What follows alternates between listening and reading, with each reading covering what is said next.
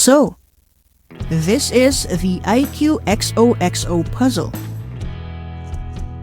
The name is pretty straightforward, but this puzzle isn't. Let's start with what we get from this box. So I got this puzzle for 1,270 yen, which is about $8 at the time of recording. Like all Smart Games puzzles, we get a puzzle container with a booklet and some challenges in different levels, like Starter, Junior, Expert, Master, and Wizard, as well as the solutions at the end. Now let's take a look at the actual puzzle.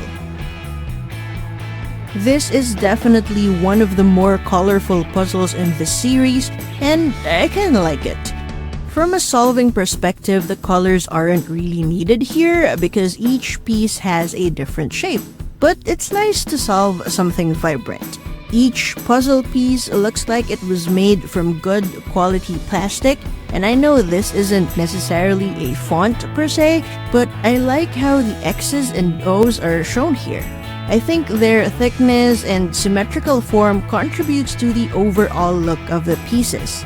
It's a small thing, but this would look really bad if the X's and O's were badly formed.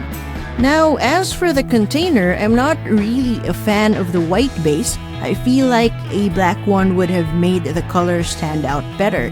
But other than that, this is great. It comes with these peg-like parts where the O's from the pieces should fit into. And while it just makes logical sense to see the pegs in a checkerboard pattern, this is actually an integral part of why this puzzle isn't as straightforward as it seems. More on that later. Let's test this puzzle out with the easiest challenge in the book first. So this one just leaves us with 2 pieces to solve with. Pretty easy to set up and solve. Next, we try a harder one from the expert section. I think this was just the right amount of challenging for me, and this is also where I discovered how the pegs can help in solving this puzzle. It's easy to forget that you have to keep the X's and O's in a checkerboard pattern because you might get too focused on trying to fit the shapes in, which is usually what one would focus on in packing puzzles like this. But it's the pegs that will kind of remind you where the O's should go. And this is where this puzzle shines. Because of the X and O rules, the pieces have 2 different sides that can be used, which adds another angle to the solution of the puzzle. I find this interesting because most puzzle pieces have a right side up, like the IQ digits pieces, and for some kinds of puzzles, like in tangrams, the pieces can be used the same way regardless of which side is up. This isn't the first puzzle to have this trait, and it's not like this is the most outstanding implementation of this principle.